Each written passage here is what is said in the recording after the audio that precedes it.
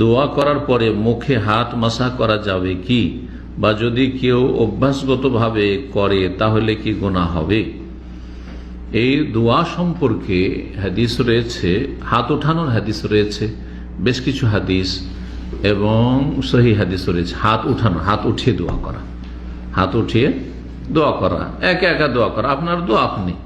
এখান থেকে আবার সম্মিলিত মোনাজাতে যাবেন না, যে ইমাম শুধু দোয়া করবে, একজন দোয়া করবে, শেখ আর বাকি সব আমিন আমিন বলবেন না, এরকম না। যার দোয়া করার প্রয়োজন সে দোয়া করবে। আর দোয়ার জন্য উত্তম হচ্ছে, দোয়ার একটি আদব হচ্ছে হাত উঠিয়ে দোয়া করাটা বেশি ভালো। কিন্তু হাত উঠিয়ে দোয়া করার শেষে হাতটা এমনি ছেড়ে দেবেন না মুখমণ্ডলে হাত ফিরাবেন, এই হাত ফিরানো সম্পর্কে হাদিস রয়েছে দুটি অথবা তিনটি, কিন্তু সবগুলি হাদিস দুর্বল, একটিও হাদিস সহিহ নাই। এই কথা আমার নাই, শেখুল ইবনে তাইমিয়া রাহিমাহুল্লাহ বলছেন। আর হাদিসগুলি আবু দাউদ, তিরমিজি, ইবনে মাজাহ, এই তিনটি কিতাবে হাদিস রয়েছে।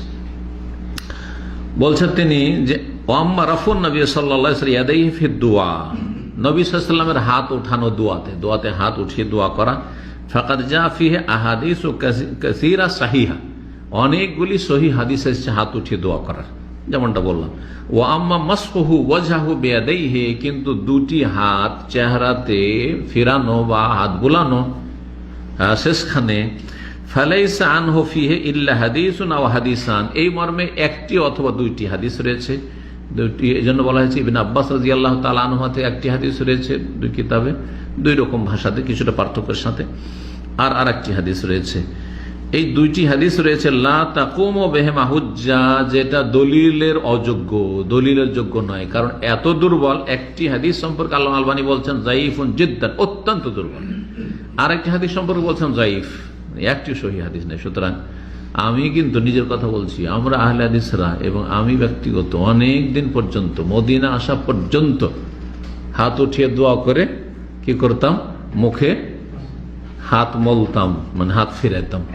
তারপর যখন জানতে পারলাম যে হাদিসগুলি জয়ীফ, তখন আলহামদুলিল্লাহ ছেড়ে দিয়েছি, এখন দোয়া করে হাত নামিয়ে নিই। এটি হচ্ছে সহিহ মাজমুআ ফাতাওয়া 22তম খণ্ড 519 পৃষ্ঠা ইবনে তাইমিয়া রাহিমাহুল্লাহ এই কথাগুলি বলেছেন।